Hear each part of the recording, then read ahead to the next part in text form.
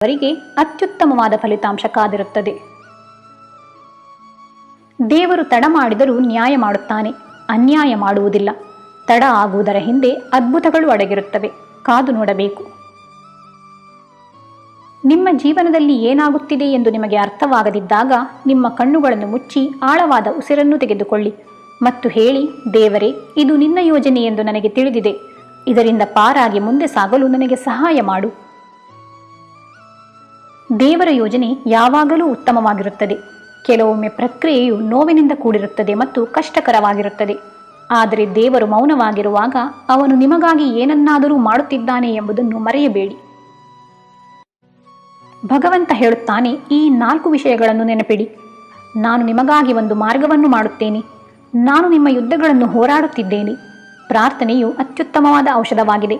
ನನ್ನ ಸಮಯವನ್ನು ನಂಬಿರಿ.